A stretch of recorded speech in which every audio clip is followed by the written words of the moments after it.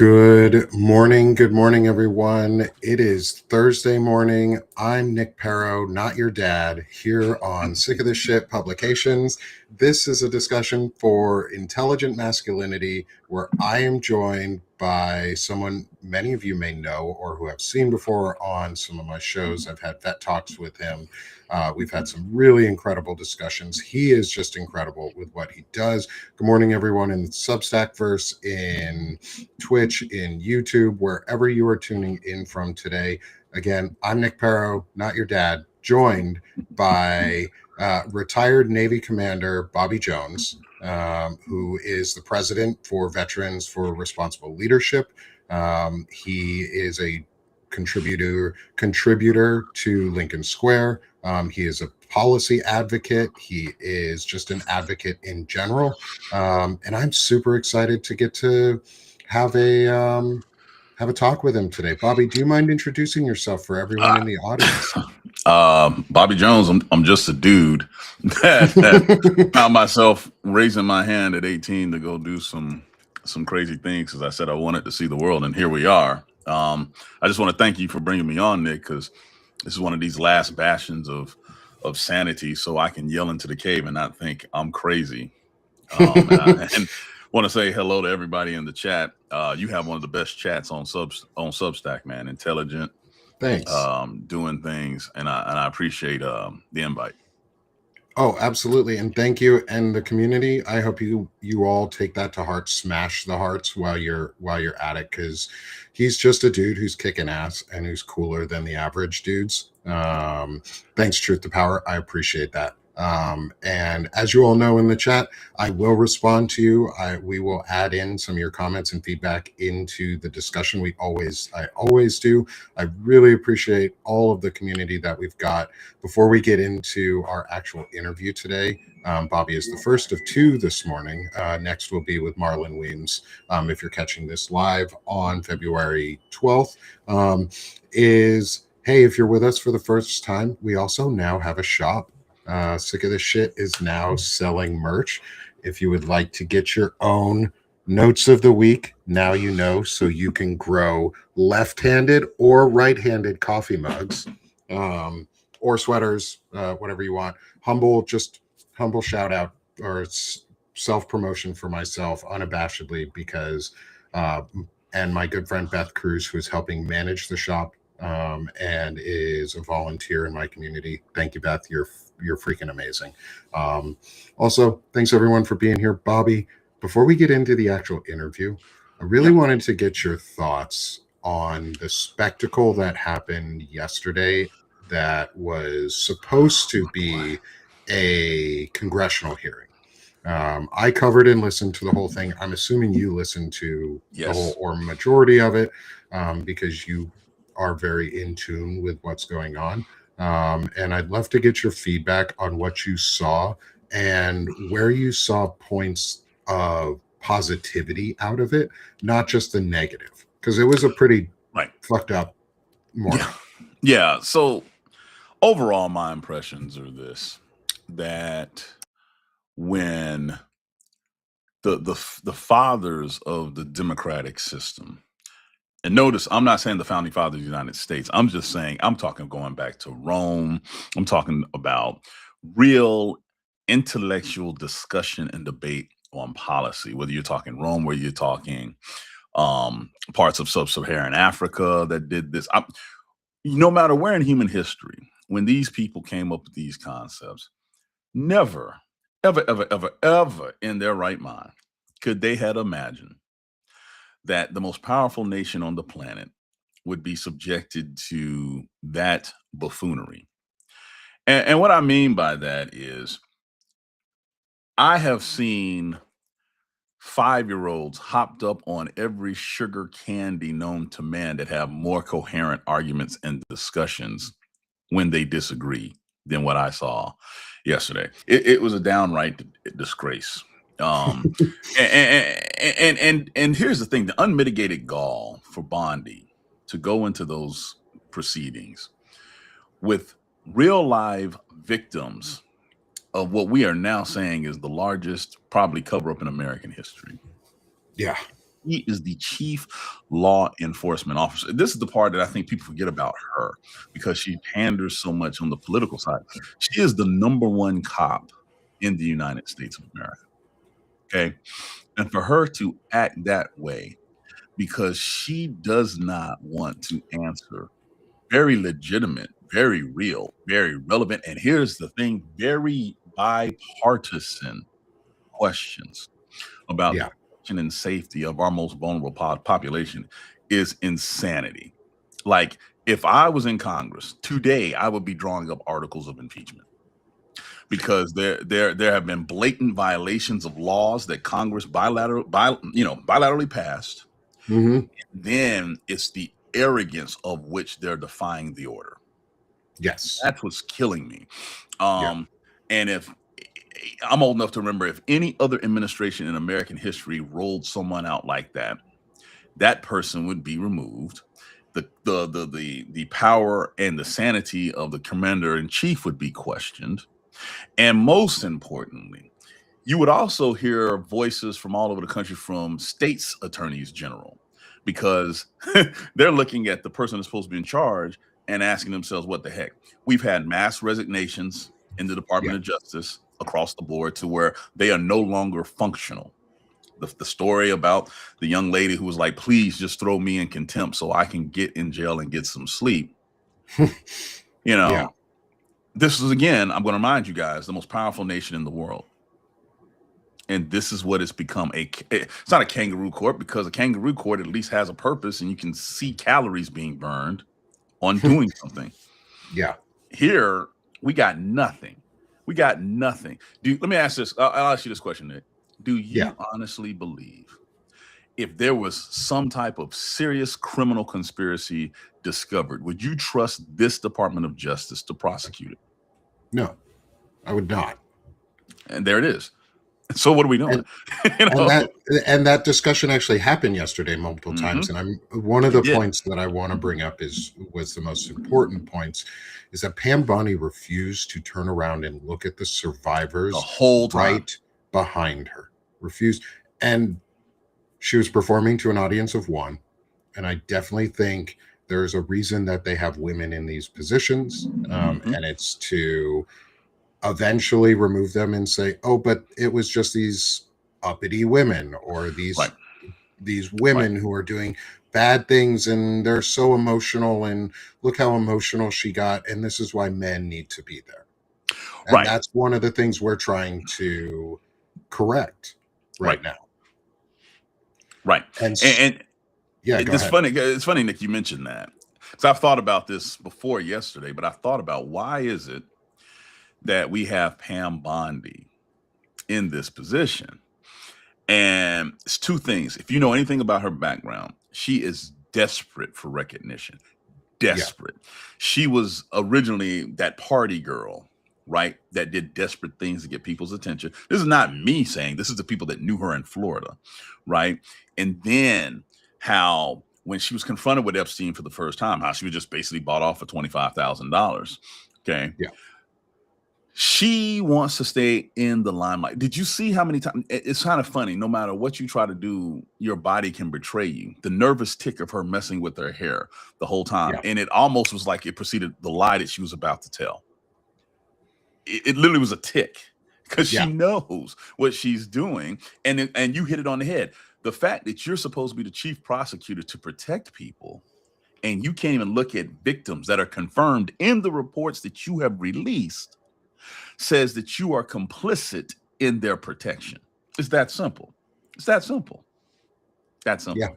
Yeah. And the fact that we're releasing files that are completely unredacted for the survivors and victims is purposeful. Like it was put into congressional record that it was purposeful, that it was meant to intimidate, and it is not going to succeed because we are not going to let these women, these girls, these boys, whoever they may be, these survivors, we're not going to let them ruin these people's lives anymore.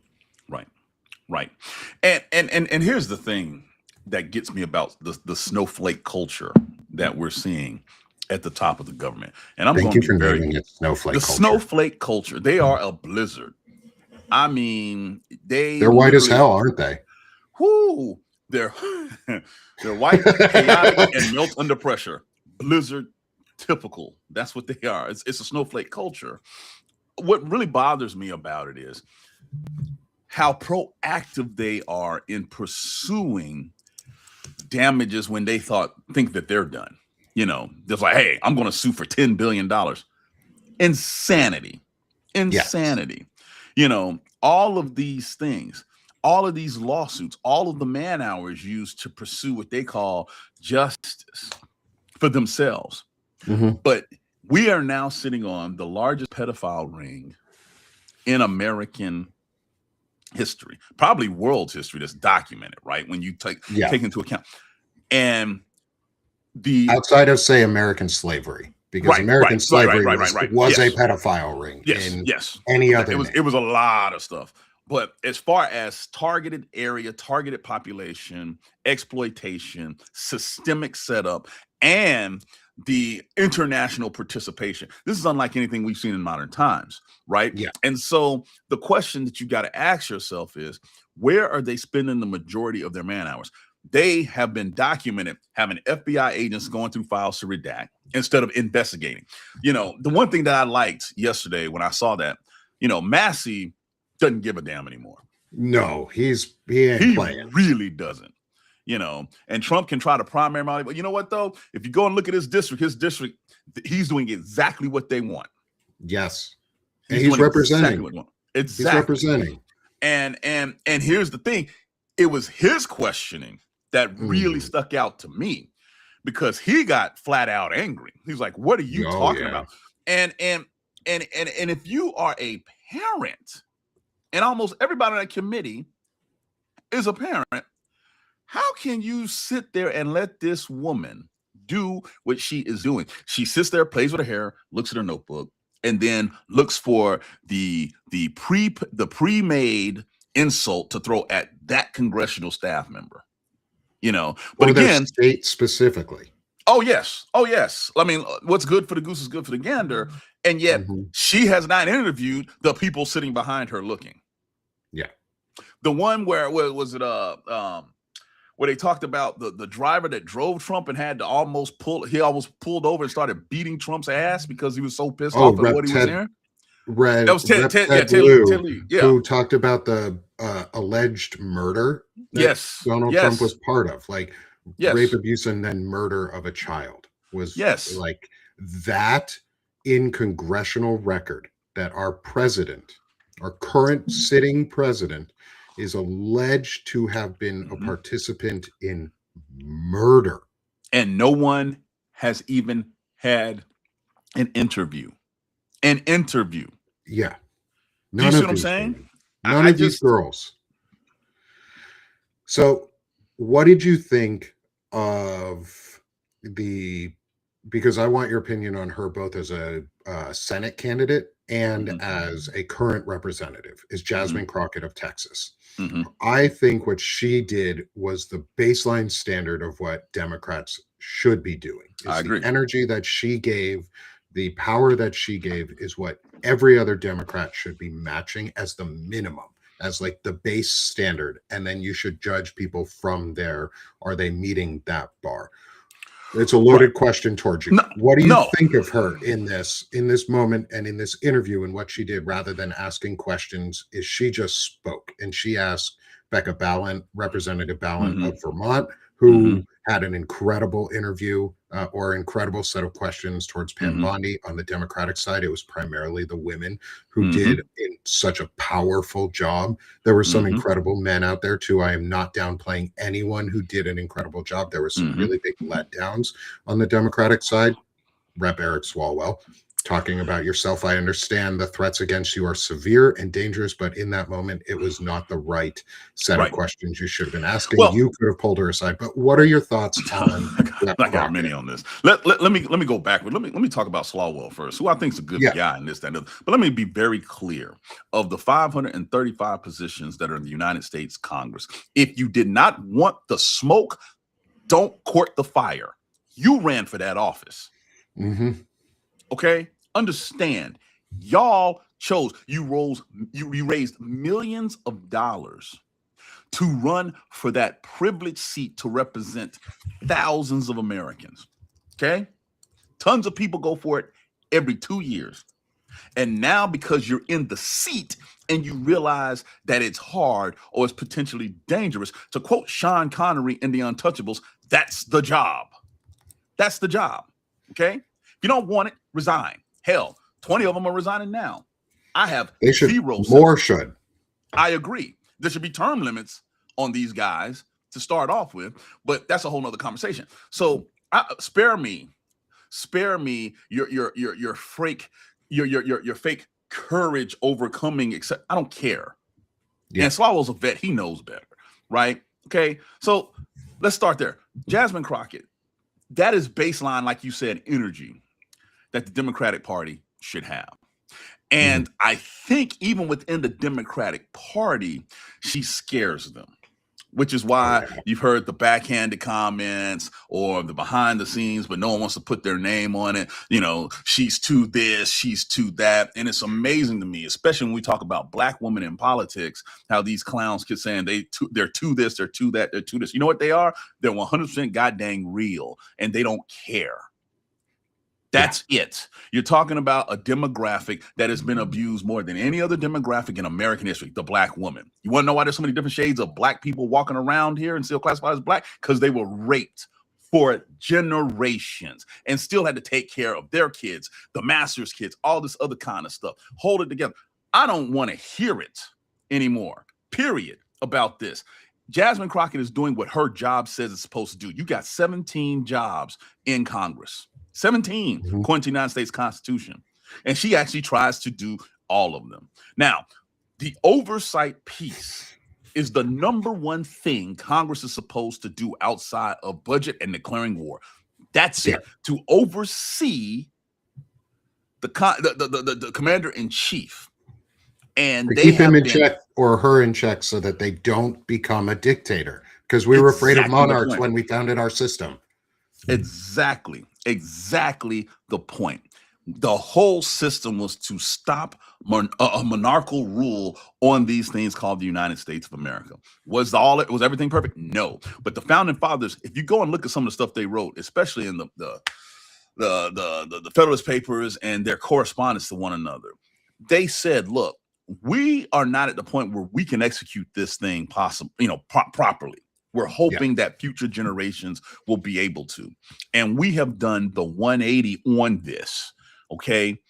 The fact that I'm in Georgia, where apparently it's come out that they filmed the TP USA halftime show right around the corner from my house down here, and talking about how they have to make stuff up to seem relevant because they realize it's not about the actual people, it's about the perception. That perception matters most in governance for the most powerful nation in the world. Mind-boggling that we are at this point. Again, just less than 10 years ago, we were talking about Barack Obama wearing a tan suit and how people literally had to find fainting couches to lie on.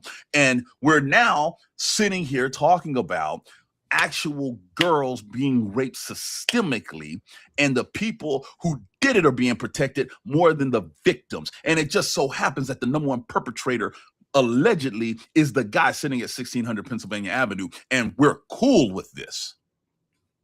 Forget anything else, we're cool with that. You know, I don't understand it. I don't understand. Someone explain to me. You can do it in chat if you're someone who agrees with Trump and all that. Please break it down for me like I'm a 5-year-old, how this is acceptable behavior for anybody, let alone the alleged leader of the free world.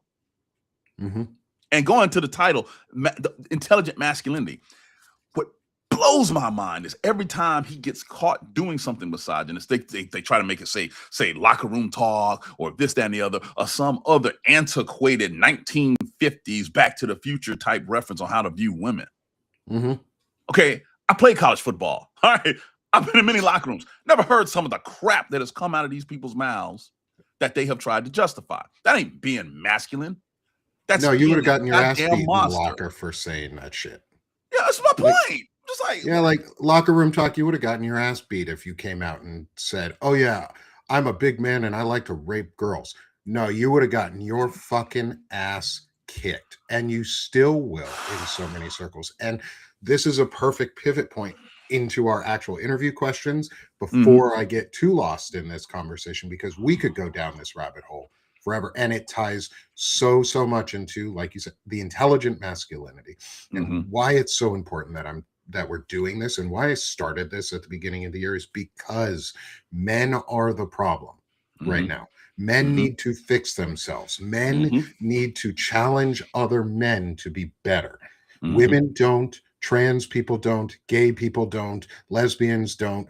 Yes, you do in your own circles, but at this moment in time in history, the ones who are causing the real issues are straight men who look mostly like me mm-hmm, over anybody else. And to mm-hmm, combat that, I am purposefully putting out this series on intelligent masculinity, where we get to talk with men who are intelligently masculine, who are role models, who are mm-hmm, examples that others should be following. And Bobby's one of those. Bobby is someone who I have admired through this limited time that I've been out here, but you have put out some incredible, just pro personhood content and pro humaning content. And that's really what this is a better humaning series, but aimed at men. mm-hmm, And so I want to get into the actual questions for you for mm-hmm. today so that we stay on time. Um, the first four major questions are more serious ones. And then we get into a little bit less serious with our more whimsical side based on Mulan's I'll Make a Man Out of You. I was a choir kid when I was in high school and Yeah. college, and we sang in the men's choir. I'll Make a Man Out of You. It was clarion call to action for men. It was the Let's Go Girls for us, and it pumped us up. And I made some questions that I found get you thinking a little bit Mm-hmm. around it. And Bobby, you're joining an incredible cast of folks who I've interviewed, from Chris Goldsmith and Evan Fields to my friends Lawrence Winterman and Sherrod Swaney. Sherrod's 19 and the founder of Centered America, and he's had a journey that's incredible. And so we've had from 19 to in our 60s. And so Mm. before we get in, if you're okay with it, roughly how old are you, or how old are you?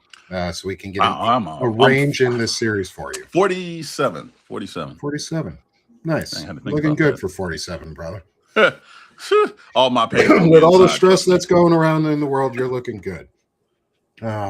You hold yourself well, and it shows, because one of the things I've talked about is that positive masculinity and positivity and intelligent masculinity reflects outward on Mm. who we are and what we look like as a person compared to others. Because, say, Stephen Miller, who's roughly our ages, between our ages, I'm 36, you're 47, so anywhere in that 10-year gap, I think he's somewhere in there, Mm-hmm. is he looks like he's gross, like a gross human being Yeah. compared to you, or He look compared to me. he looks like a treasure trove that was brought to life on a bad wish from a drunk child. I'm gonna this one will gross you out, but I love this one. Is I call him smegma. He's that yeasty substance you find on an unclean, Yeah. uncircumcised penis. It's a Yeah. yeast infection of a Yeah. person. And Yeah. if he had a tonsure for hair, he would look like a penis just walking around. Like, he's a gross Yeah. human being. He's something else. But but before we go too far into that, because we could also go down that rabbit hole, is let's get into some questions for you. Mm-hmm. Um, Mm-hmm. and so the first one is a two-parter, and they're both really important, because both ends of this spectrum of masculinity or humaning are super important to us. And they Mm-hmm. influence so much in our lives. So my first question is, who has been the most influential masculine figure in your life, and why? Oh, that's simple. My dad. So my dad, who unfortunately passed away about let's see, almost 2 years ago now, going a year and a half, something like that. His 75th birthday actually was this week. And so my dad grew up very, very dirt poor in northern Florida, with six other siblings, um, basically a single mom, and had to literally, they would have to go out and like find food. like at night. Like we're talking Jim Crow, Southern poverty, in a rural area of North Florida, where if you drive through there, sometimes you may still think that, that the Civil War is going on, depending on where you go, right? And so he was able. All of his brothers were able to escape that because they joined the military. He was athletic enough where he got to go to college playing football, and because he was very, very talented, he actually wound up going to the NFL and played for 5 years in the NFL. What's interesting about that is he grew up, relatively stone's throw away from University of Florida, but due to his skin color, they would not bring him on. He would not go and be a scholarship athlete there, so he had to go to an HBCU up in Virginia, Virginia Union. Um, the one thing about my dad was he never looked to make excuses, and he was one of the hardest working people I ever seen in my entire life. He willingly shifted to night shifts when we were growing up because he played football back when there was no superstar contracts. It was just everybody had part-time jobs, second-time jobs. But he switched to working nights so he would be available to see us on weekends play sports. And I know that that was exhausting, right? Because he still wanted to be someone that participated, but at the same time, he still coached us in our youth sports. He was a mentor to a lot of buddies of mine that I went to high school with. Um, but he just did the work, and he never really sought any accolades for it. And I see that growing up, and then I choose to go to Annapolis for football, to play football instead of going to some of these other places because of him. He's like, life is more than football. And this is coming from a guy that played in the NFL. I mean, he played in the same division with the Steelers of the 70s. That's insane when you look at it. But he made it a point to let me and my brother and my sister know that there was more to a lot of things. And again, never would brag about it. He just do his job. He would do what he thought was his job. He jumped down our throats if we weren't doing what we were expected to do. But he was a guy that really was just all about the action and not the talking. Um, and I try to remember that. I'm a pretty outgoing person, but at the end of the day, I try to do stuff for people that they will never know about, and it's because it's not about you. People have asked, "Look, what is it being a man in 2026 supposed to be?" Blah blah blah blah, and all this other kind of stuff. Well, in my personal opinion, based on what I have seen from not just my father, but heck, I admire my brother, how he lives and how he does business. It's not about you. The first thing about being a man is not about you. You, if you are lucky as a man, have many people around you who you may have to be responsible for, who you may contribute to, this, that, and the other. And you do that to the best of your ability. The legacy of a man is not how much he obtains, but who he affects and how, right? And then the other piece of this too is I learned from my father is if you do it right, your accomplishments will speak for themselves. You never have to say a word. And that is so opposite of what is being projected as masculinity now. When you see the Andrew Tates and all these other people of the world, they always brag about what they've done. Well, when I think about some of the more masculine men that did real hard stuff, Medal of Honor winners, pro athletes that were the greatest. Like I tell people all the time, Barry Sanders is the greatest running back of all time. And you ask Barry Sanders what he thinks of himself, he's like, I was okay. Never brag, never spike, never, but spectacular. You see it and you know it. But that's what a lot of men were a generation ago. You got that World War II generation that came home from post-World War II and, went through a depression, saw hell on earth, never really talked about it, just focused on, hey, I need to get a job, I need to get educated, Somewhere along the line, we took that aspect out of what masculinity is and replace it with this over-the-top boisterousness.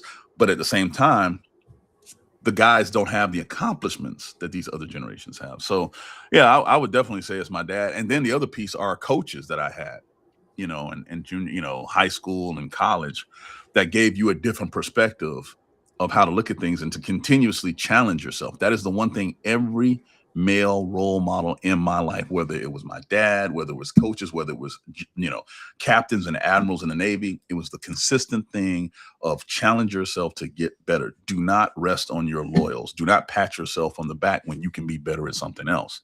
And I think that's the biggest thing that's hit me now that I've been able to look back on these things. I love that. I love the idea of service-based leadership is Hmm. one of the things that I pull out of that is like a broad topic or a broad name of what Hmm. you have seemed to have instilled or internalized from your father, from other figures in your life, from your coaches, is that service-based leadership where you leadership isn't about you. Leadership Hmm. and success isn't about you solely. You don't buy into this rugged individualism concept that is so prevalent in what I it's to me it's old masculinity or fragile. It's a Hmm. mask of masculinity. It's not even really manhood what they're doing, because one of the things you too that you said that stuck out to me was that they talk only about the things that they have done, but Right. never the things they are doing. Hmm. And there's a It's big true. distinction between those who I see who are actively promoting and, as Chris Goldsmith would say, is on offense for masculinity, aren't bragging about it. Like, Right. okay, I see myself as an intelligent masculine male. I see that as a good thing. I don't brag about it because that's the bare minimum I should be. Hmm. In my mind, of what men should be is intelligently masculine. Like, I'm married for 11 years because of it, or just Right. about 11 years because of it, because I have learned over time. And those figures of service have been so important around that. So, Mm. thank you for highlighting that. I think that's really important in what you said. So, shifting over to the other end of that spectrum in terms Mhm. of where you have learned and what you have gained as knowledge throughout, is I have found that the feminine side of what we consider emotions, or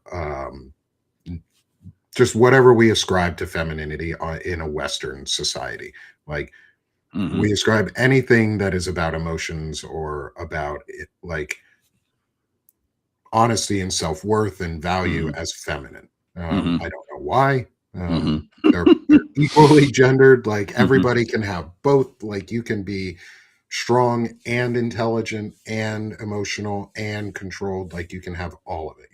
But to me, it's important to see the feminine side and specifically call it out and Mhm. shout out Mhm. the importance of it. So, building on the masculine figures in your life, who has or who have been the most influential feminine figures in your life? Well, it's funny because, traditionally, I can easily say, my mother, as a woman, and my wife as a woman, but at the same time, those two in particular have this thing, and that to quantify it, it's more around the strength aspect. Here's the thing: the emotional piece, when you're talking about men and women and the roles that emotions play. I have been lucky enough to be around people where the emotion is fuel to fire. And I mean, it creates a resolve. So when I think about the women in my life, my mother who gave me life, my wife, my two daughters, my sister, all of them have this reoccurring thread of strength, right? And what's interesting, going back to what you said earlier about Jasmine Crockett, they're like, oh, she's too emotional, blah, blah, blah, this, that, and the other. But yet, here's the thing that you want to classify as being in touch with emotion is literally what's powering her to say and do things everybody else lacks the courage to say. And to me, if you are a man and you are trying to be a leader, say a head of a household, head of a company, blah, blah, blah, and you cannot relate to other people's emotions, starting with your own, then you're going to be way less effective. Why? Because all we can do is prepare ourselves on how to live life. We cannot sit there and predict what life is going to do. And if you don't know how you emote, right? How you react to certain things, then how can you be the most effective man you can be if you shut off that entire section of your personality. And this is coming from a guy that, my last appointment, my wife's like, you're getting out the Navy, because I was so emotionally spent and drained. And then, to be honest, cutting myself off from a portion of my emotional spectrum to just finish the job. And to this day, you wonder, did you do it the most effective way because you were not at peace with how you process things via your emotions? So my thing is, if you don't know how to deal with your emotions, and more importantly, other people's emotions who rely on you, you're operating in a handicapped capacity, because human beings are not designed to be that way. If you don't think, I'll give you a perfect example. If you don't think Abraham Lincoln did not cry writing a letter to a mother her only son had been killed, you're crazy. Okay. If you don't think that Dwight D. Eisenhower did not have the most high level of anxiety on June 5th, 1944, you're insane. They all did. And they had to learn how to deal with it to become more effective leaders and just men in general. Yeah. Yeah. You touch on a huge piece there, is the effectiveness of emotional regulation, Mm-hmm. and using that emotion to fuel and power forward movement rather than self-pity, and like incel culture, to be specific. If Mm-hmm. we're going to give Mm-hmm. a name to it, is what we have allowed a lot of white men to just fall into, because we did. We Mm-hmm. did. We allowed it to happen. White men specifically allowed ourselves to be bought into the narrative that Mm-hmm. domination is strength, and Yes. that violence is power rather than knowledge and emotional regulation and support. And so I think, That, Nick, that's the ironic thing to me, right? yeah, That population, let's focus on them just for real quick. The way they have acted out, but at the same time, they launch their rage at women who yes, ironically have to regulate their emotions more than anybody else in order to just make it through the day, when you think about it, right? yep, When you when you sit there and you hear of one of these dudes online losing their minds, blah blah blah, and they live in a system that has given them every advantage, and because their expectations have not been met, they want to be angry. Those who are not part of that group look at them like, what? Women, minorities, this, that, and the other. And this gets to the most important piece, I think, about being a man, and that is the resiliency. Whether you're talking physical resiliency, emotional resiliency, all of these pieces that say, hey, you got knocked down, you need to get up. And you got to get up because you're supposed to be a protector. You're supposed to be someone that's reliable. But if the first breeze that blows by you knocks you down and you stay down, then I don't give a dang what you post online. I don't give a dang what picture you show or what workout you post on. You're not a man to me. Period. true. So, what asking the next question in our interview here, in our interview set itself here, is, if you were to put a definition to it, what does intelligent masculinity mean to you? Wow. I would say having the mental fortitude to push forward no matter how difficult things are, understanding that you're pushing forward not because it's about you, but because there are other people who rely on you. That's number one. Number two, being in touch well enough with your emotions to know what your shortcomings are, but then having the courage to keep working on it. And then number three, to be a true partner to your significant other. If you want to talk traditional with a woman, this, that, and the other, one of the things that has bothered me is watching people try to tear down women, tear down people who identify LGBTQ, because they are mediocre, and that group has worked so hard to excel. So instead of stepping your game up to be a partner, to be their equal, you would rather tear them down and see no one be successful. That bothers me. A real man, think about it like this. Back in the day when you had to court a woman using these traditional labels, a man had to show himself worth. I have to have the right job. I have to be able to do this. I have to show the father of of the woman that I want to marry that I am able to do. You had to step your game up to go pursue her, right? Using those traditional norms. Now it's like, oh, that woman makes this. Well, she thinks she's that. You talk about them first and try to tear them down to your level because you're too lazy to get off your ass and be better. When you look at women going to college more than men, when you see women who have been denied this, that, and the other for generations, attacking these things, and this is coming from the father of 2 daughters, one in college, one in high school. I'm telling you now, step your game up. That's the final piece of intelligent masculinity. You're always continuously trying to get better. That's just my opinion. I think that's great. It fits in with the definition. So over the course of all of this, I've come to my own like boiled down thesis of what intelligent masculinity is, and you hit really all of the points of it. You say it in more words and more eloquently than I did. And I think it's really awesome to one of the lessons that I've picked out of all of this is girl dads are awesome.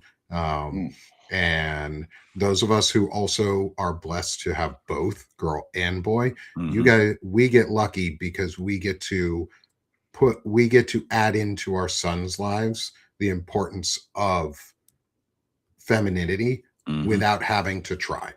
Like without needing to try, you get to put in that importance because you live with it daily. And you, if you're going to be a good husband, a good father, a good partner, a good any of that, you embody the things that you want to see done unto others. And so simple. To me, intelligent masculinity is the refusal to outsource accountability onto others and the discipline to live with the consequences of your values and actions. Be they good consequences or bad consequences, you're disciplined enough to live with them. And you explained all of that and encapsulated that in how you view your life and the things around you. So building on what you've already discussed with me about this is how do you intentionally model those behaviors in your own life?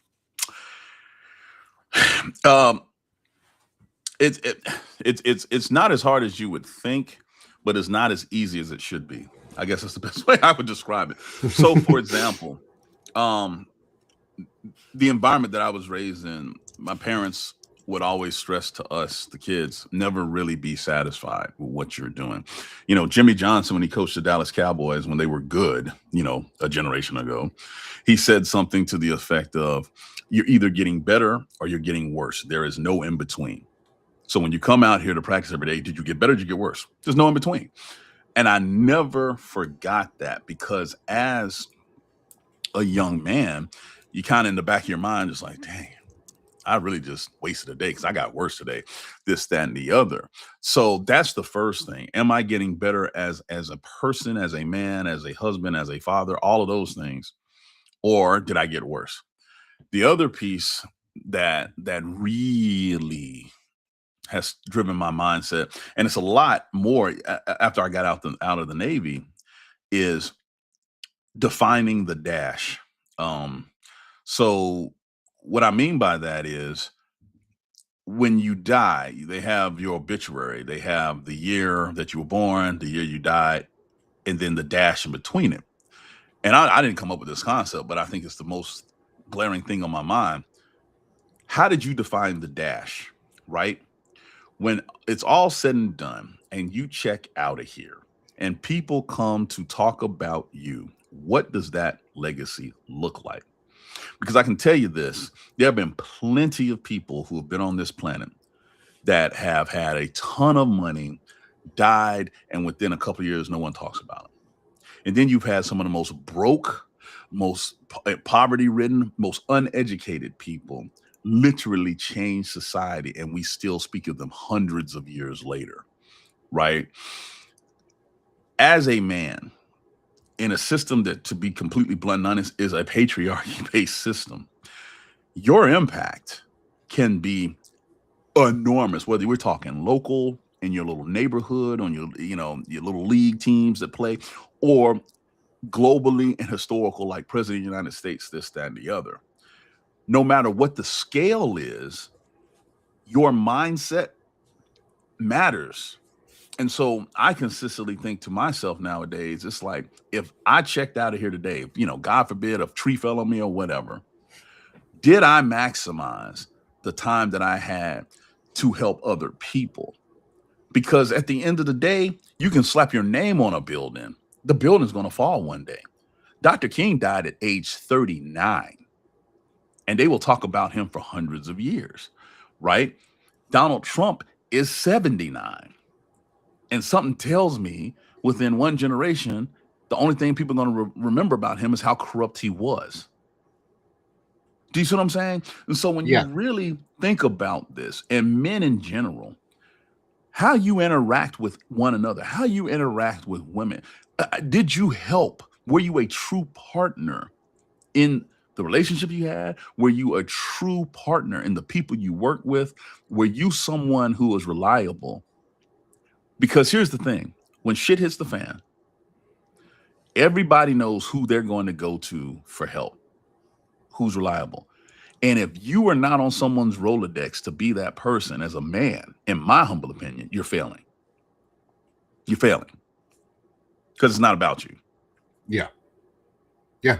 No, you're getting so much love in the comments too on this, is the idea of defining yourself between the dash, and defining your own legacy and how you leave an impact that is meaningful. And to me, that's always been how I've sort of viewed it, because and this goes on to maybe the religious side, is I'm agnostic atheist.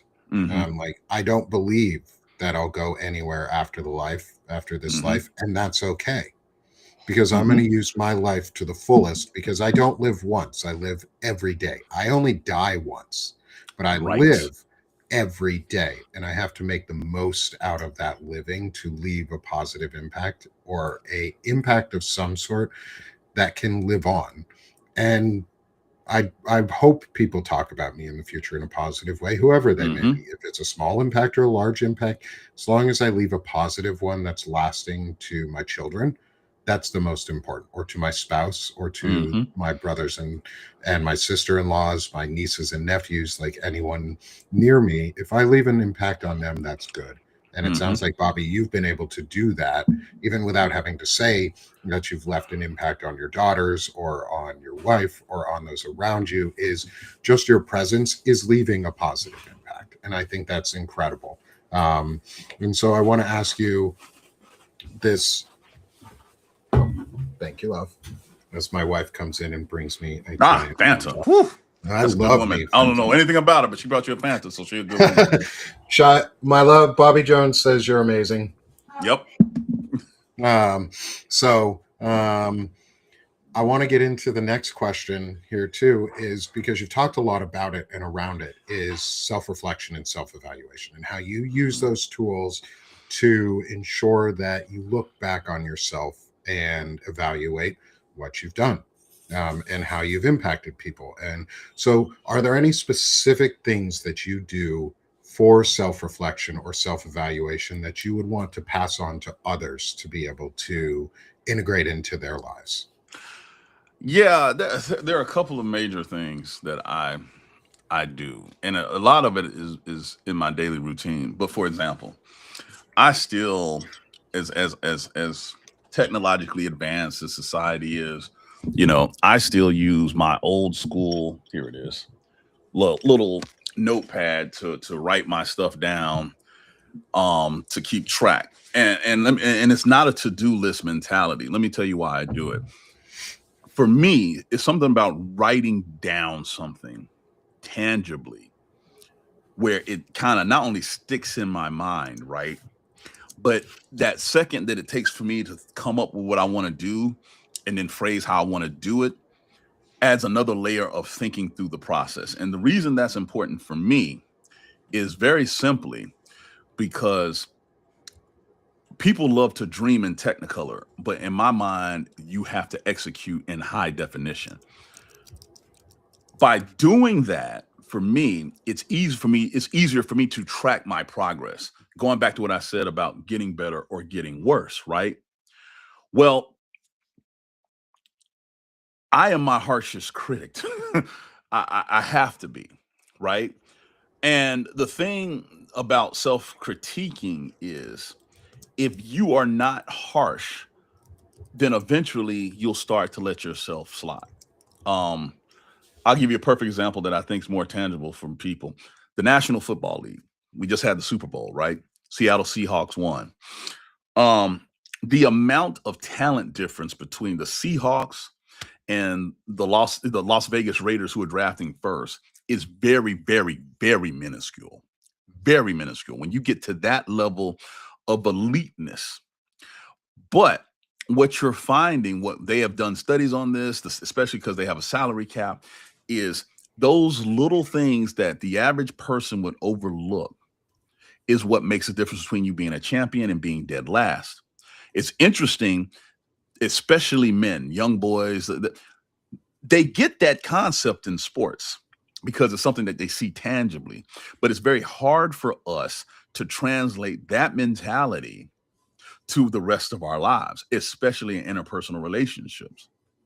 You know, instead, we'll either ignore it, we'll make fun of it, this and other. And I have, and let me be very crystal clear. I have done all of this in the past. You know what I'm saying? I am the Yeah. ultimate work in progress. My wife will tell you that unabashedly, right? But here's the thing. There's a reason the term growing pains exist. You cannot grow unless you get into discomfort. You cannot become better unless you break whatever shackles you have on you to move past your own self limitations. The one thing that I will tell you, the combination of being in the Navy for almost 30 years and then playing, sports, football at a relatively high level and stuff like that, the intersection of those things have been something I've never, ever, ever will forget because it informs me of how to move forward. You want to do hard things, expect to go through hard times, right? You want to you want to create something that lasts where your children and your grandchildren and your great grandchildren can look back with pride about how you conducted yourself. Then be prepared to do some things that are going to be hard that has a generational impact. For some reason, the term or the definition or how modern society looks at manhood vice what it actually is going to take to meet the requirements you project, there's this disconnect. And what bothers me the most is instead of viewing other people, whether you're talking about women, whether you're talking about spouse, as people who are in true partnership to help you along this journey, and in many ways, Sherpa you through this journey, we look at them as accessories that can be casted off when you think someone is going to steal shine, this, that, and the other. It's asinine to me because I can't think of anything that one man, I don't care what emperor it was in the ancient time, blah, blah, was able to accomplish by themselves. By Truth. themselves. Can't Truth. do it. If this was the case, then all these apex predator men would be living by themselves in caves and jungles, coming down just to hunt and procreate and go back into caves. No. We live in nice air-conditioned heated units in nice manicured lawn societies because we collaborated and got better. And so I just I believe that my personal self-improvement comes from being overly harsh, and then the love of my life, the wife pulls me out and be like, you're okay. This is not bad. Let's take an account of how far you've come. And then you go back to the grind, and this is where I think that incel community, that's where they miss out. They don't have anybody to pull them out of that hole. So they just go with other like-minded people, and it's the ultimate groupthink scenario gone wrong, right? Yes. And so and I say we as a society, not just men, we need to look out for those people and other vulnerable people because as they become more disassociated with society and reality, the more susceptible they are to this ridiculousness. And the next thing you know, you have what happened in Canada this week happen. Yeah. Those are the results because we as a society, We as men, all these other people failed to do our due diligence helping someone else. Yeah.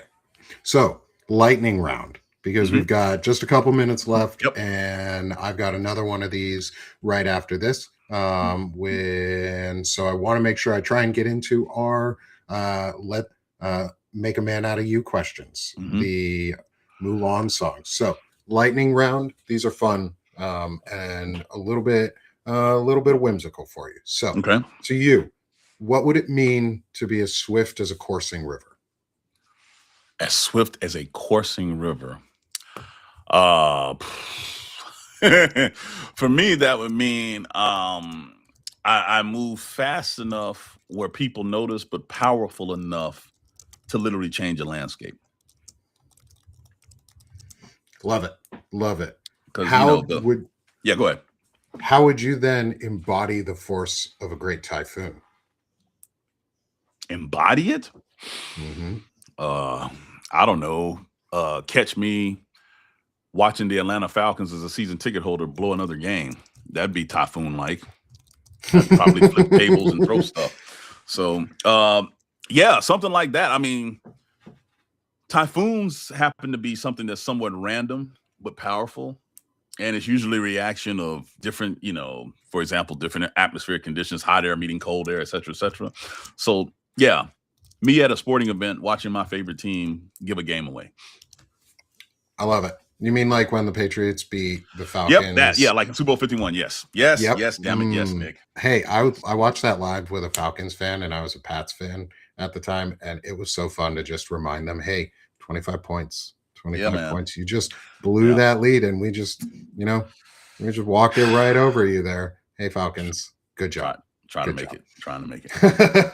So, next question. How are you as strong as a raging fire? Because I refuse to be put out no matter what someone or what society may say. And it's kind of funny. I've actually had to use that analogy to get myself hyped, to be honest.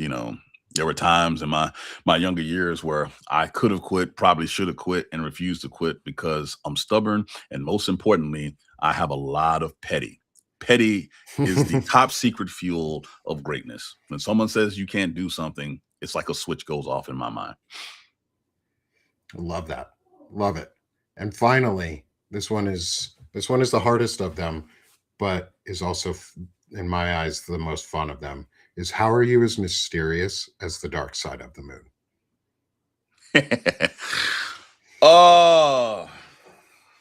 I'll tell you exactly what. because of the career profession that I was in, and I got to travel around the world and deal with different people. Because of the permanent suntan that I have on my body, people definitely underestimated my cognitive abilities. And so I would play into it. I would go over the top to play into it. And then usually within a month of someone knowing me, they'd realize, oh my God, he's not stupid at all. He's pretty smart. And you, if you're lucky, you get to save it for a dramatic moment. And basically once every tour that would happen. And I had a conversation about it. Yeah. I had a conversation about it one time with a friend of mine. It's like, have you been sandbagging all this time while I was in Colorado Springs Station? And I said, yeah. And then I asked them a question in return. I said, why do you think I was sandbagging? Well, because, you didn't come off as someone that would know this, that, and the other. And I said, well, no one ever asked me, but why did you assume I didn't know such and such? The United States government paid money to send me on orders here based on my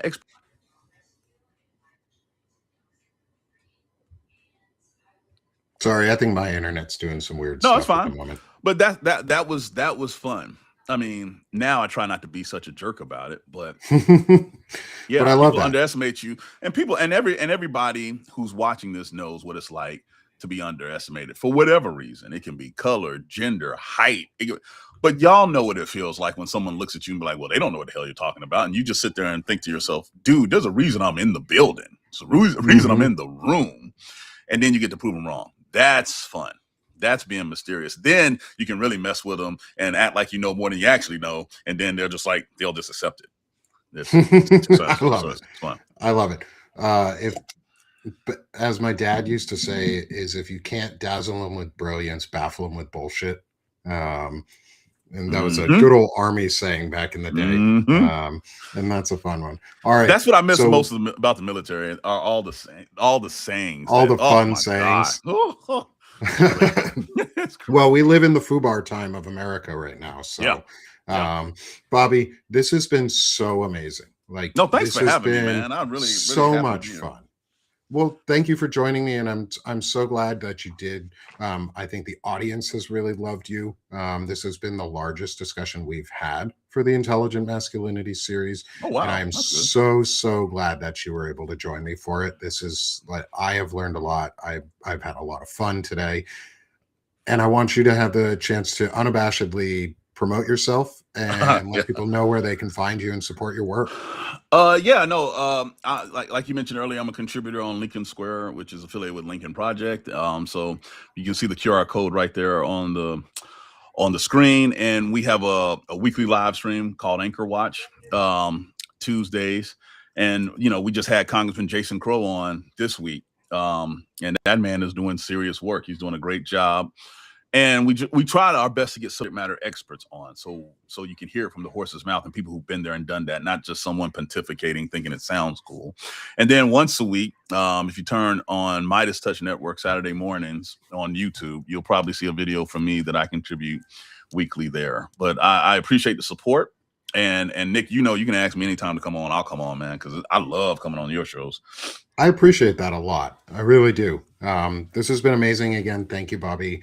Thank you, everyone in the audience, for if you're on Substack, smash the heart one last time and hit the Chiron in the top of your screen. Subscribe to both Bobby and myself. This is cross-platforming on both my Stick of the Ship Publications Network and Banner and Backbone Media.